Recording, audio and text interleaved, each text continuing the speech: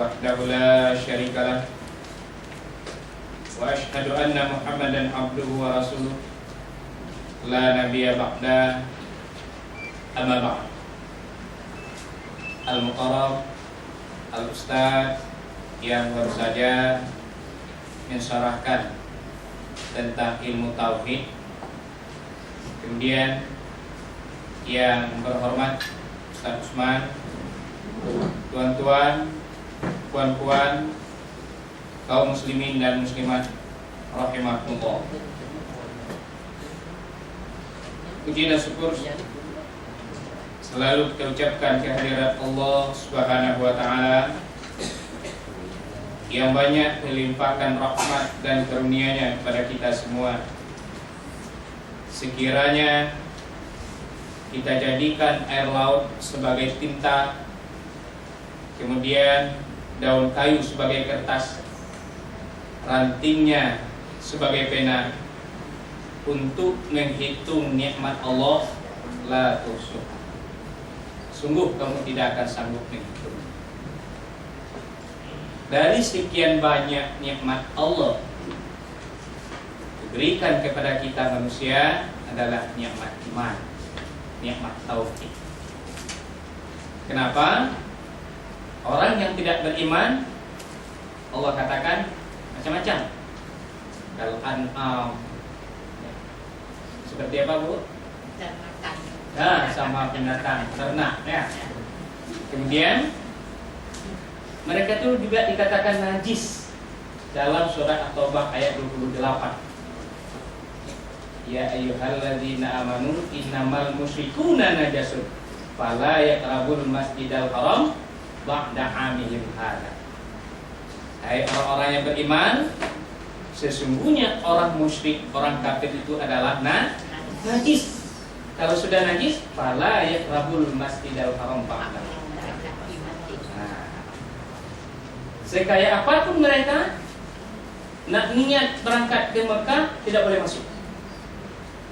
Ketika kita dari Jeddah, kalau tidak ke Madinah, itu kan langsung ke Mekah. Itu kan ada Al-Quran. Itu adalah batas tanah suci yang tidak boleh lagi diinjak oleh orang-orang kafir atau orang musyrik. Ya padan ya. Berarti nikmat besar nak iman itu. Nikmat yang sangat besar. Kemudian salawat dan salam tidak pesan-pesannya kesampaikan buat arwah junjungan kita Nabi besar Muhammad sallallahu alaihi wasallam yang telah meninggalkan dua pedoman hidup, Al-Quran dan Sunnah.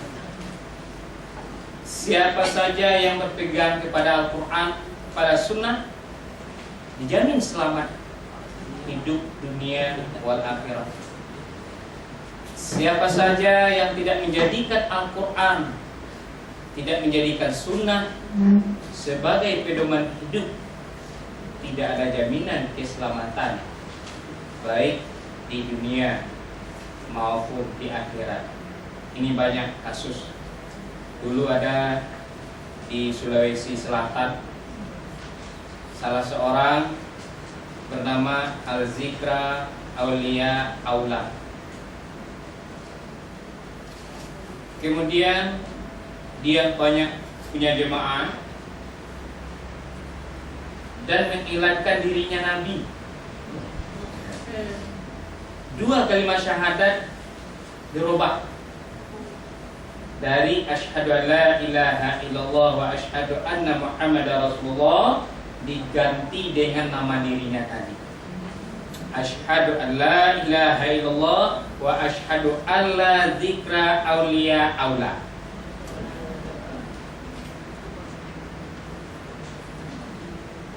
Sesat tak? Sesat. Karena itu bertentangan dengan Al-Quran, bertentangan dengan Sunnah, ditangkap oleh polis, dimasukkan ke dalam sijil, dalam penjara.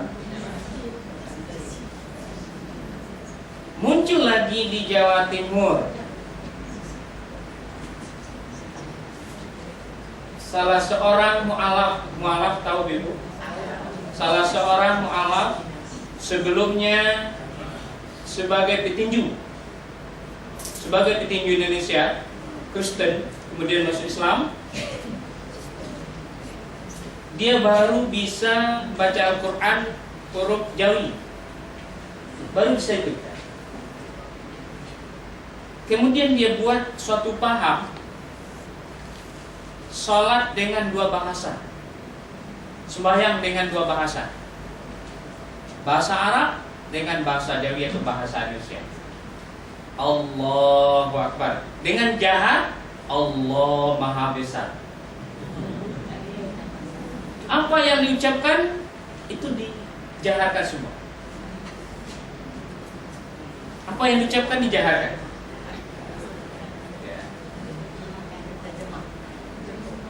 Di Indonesia, di tempat kami namanya ada di Pulau Sumatera ini.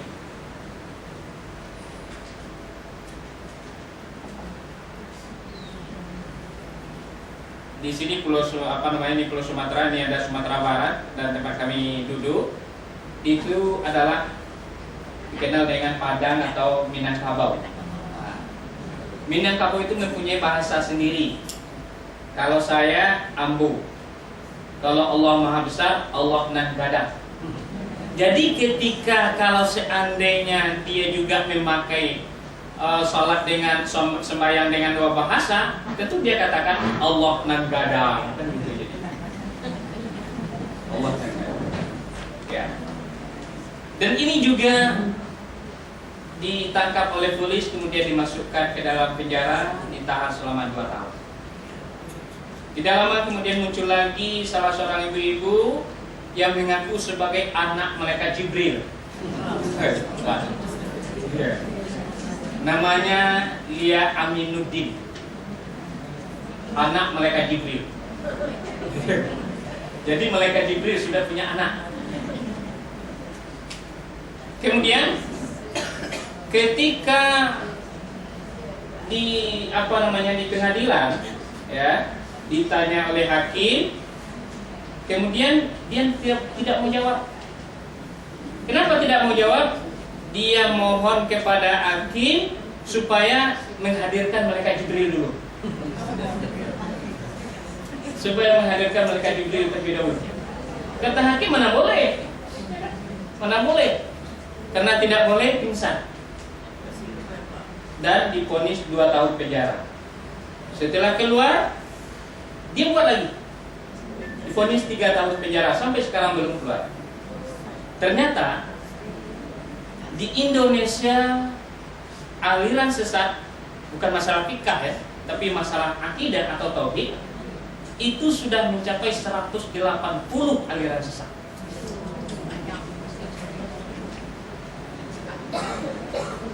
Itu menamakan Islam. Kalau tidak menamakan Islam tidak ada masalah. Tapi ketika menamakan Islam tapi bercabang dengan Al-Quran dan Sunnah, itu sesat. Ya kan? Ternyata sudah mencapai 180 aliran sesat dari segi akidah. Kalau dari segi fikah tadi kan banyak ya. Ya, tidak masalah kan? Tapi kalau dari segi akidah cuma satu. Kemudian di Jawa Timur, ya, di Pulau Jawa, itu terdapat 80 aliran sesat. Sehingga sampai sekarang ada satu lumpur lapindo namanya. Sampai sekarang tidak kering-kering sudah 4 tahun. Sudah berapa negeri yang tenggelam oleh lumpur lapindo itu? Sudah berapa negeri yang tenggelam? Tidak habis-habis. Semakin hari semakin bertambah, semakin hari semakin bertambah. Ya. Kemudian bersyukur kita sekali lagi kepada Allah bahwa sampai saat sekarang ini kita masih berpegang teguh kepada Al-Quran dan Sunnah. Tuan-tuan dan puan-puan rahimakumullah, nama saya Haji Ajisman bin Mansur,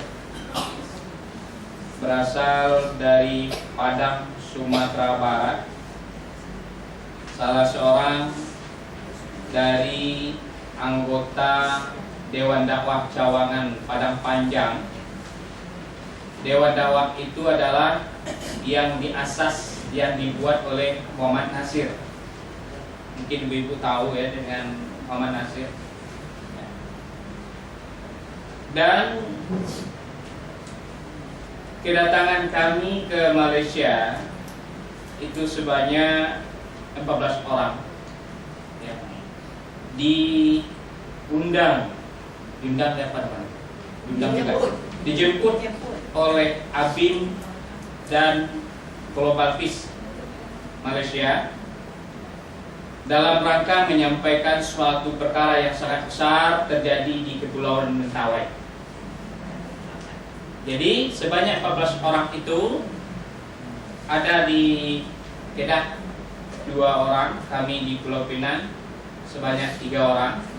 Kemudian di negeri-negeri lain ya juga ada ustaz-ustaz di sana untuk menyampaikan perkara-perkara ini. Tuan-tuan dan puan-puan rahimakumullah, kita lihat di slide. Ini adalah Pulau Sumatera. Kemudian yang ini Aceh, sangat berdekatan dengan Malaysia ya. Nah, ini Aceh, Medan yang lebih dekat dengan Malaysia. Kemudian ini Sumatera Barat. Ya.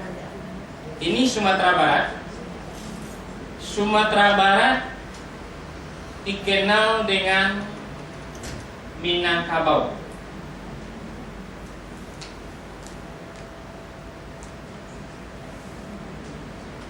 Minangkabau mempunyai salah satu falsafah yang sangat ma'ruf, yang sangat terkenal. Adat bersandi syarat bersandi kitabullah. Sandi itu asas ya. Adat berasaskan kepada syariat, syariat berasaskan kepada Al-Quran. Itu falsafah Minangkabau dan Sumatera Barat ya. Sehingga Buya Hamka mengeluarkan satu kesimpulan tentang Sumatera Barat, orang-orang Sumatera Barat. Orang Sumatera Barat semuanya Muslim, 100% Muslim. Itu menurut Buya Hamka.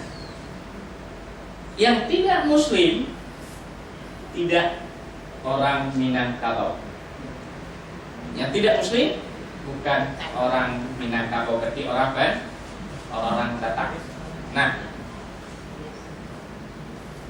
kemudian itu dulu, itu mungkin pada zaman Buya Hamka, mungkin pada zaman ulama-ulama yang terkenal dulu. Tapi hari ini tidak seperti itu lagi. Orang Minang, orang Padang sudah banyak yang keluar dari agama Islam, artinya murtad.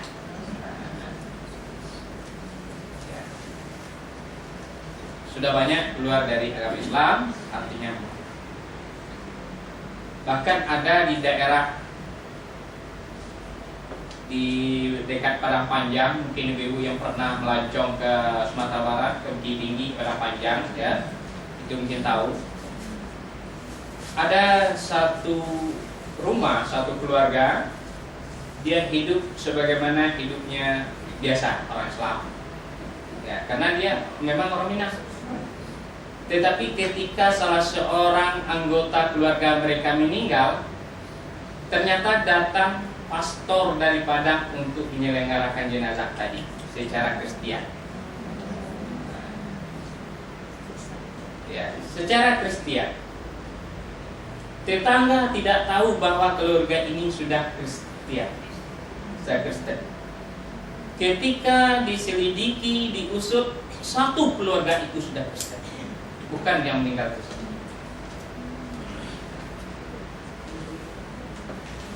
Cara mereka Kristen, ya, misionaris Kristen itu banyak cara.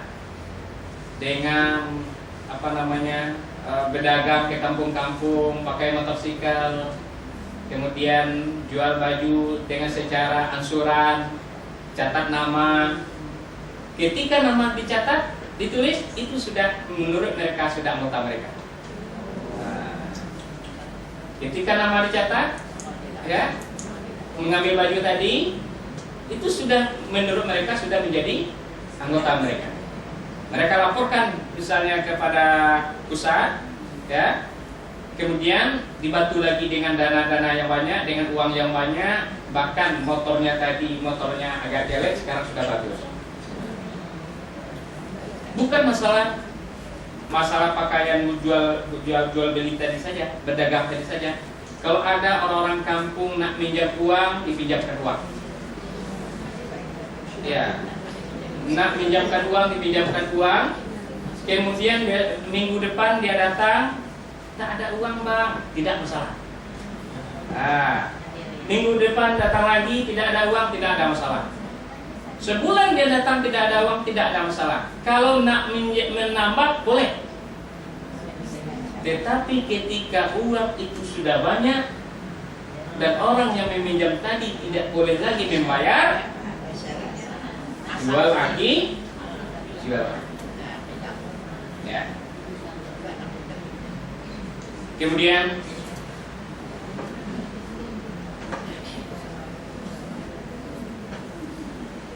dalam waktu yang sangat terbatas ini, ada yang akan fokus kami sampaikan, itu masalah mentawai.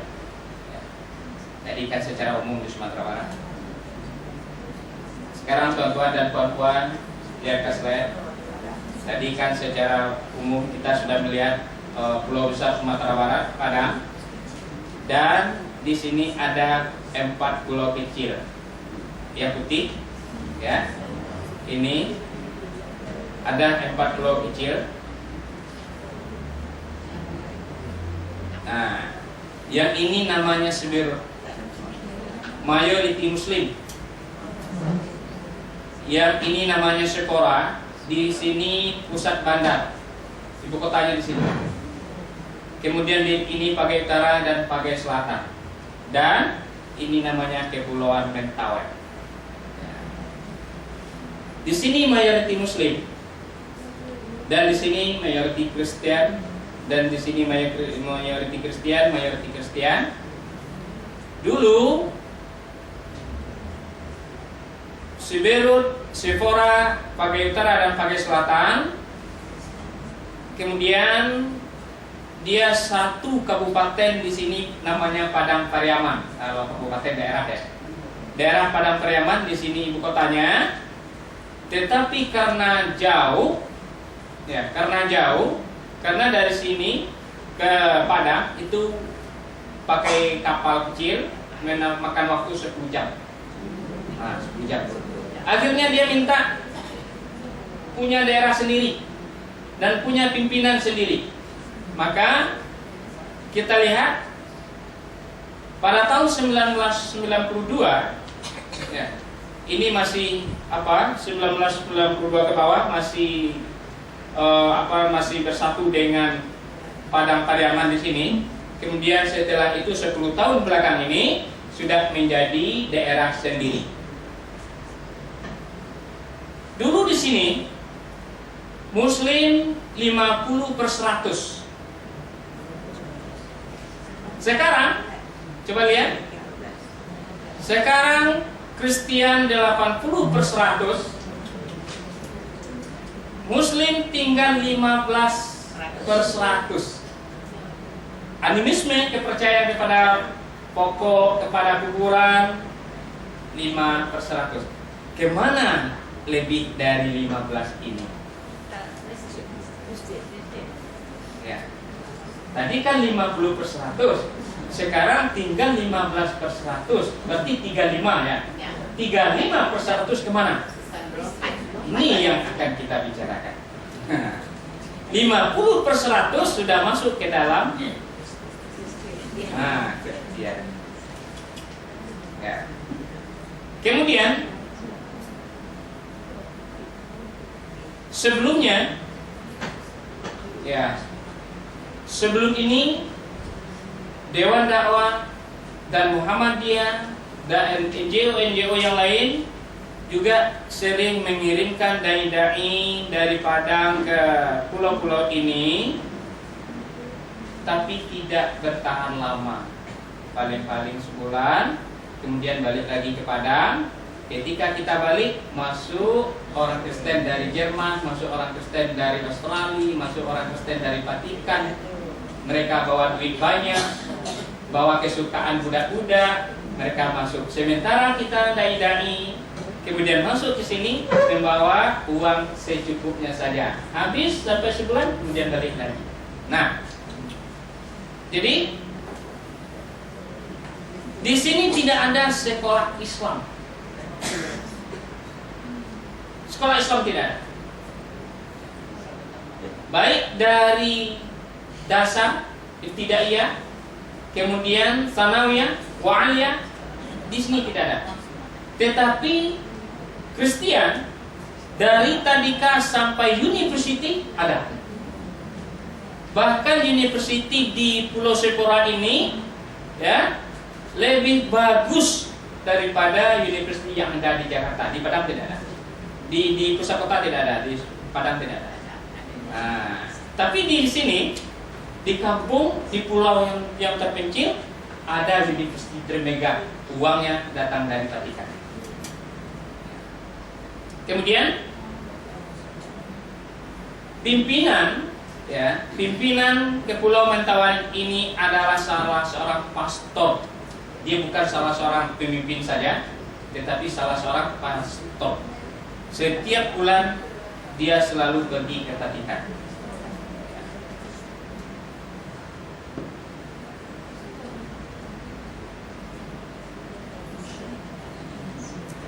Pada 25 hari Oktober 2010 jam 6:13 terjadi gempa bumi, kemudian disusul dengan tsunami. 25 hari bulan Oktober 2010 terjadi gempa bumi, kemudian disusul dengan tsunami. Banyak korban. Ya, banyak korban. Kita lihat setelah gempa kemudian terjadi tsunami. Ini habis. Ini habis, boleh dikatakan habis semua, tapi masyarakat di sini mayoriti muslim. Alhamdulillah korban jiwa tidak banyak, meninggal tidak banyak, karena ketika gempa mereka langsung naik ke atas bukit.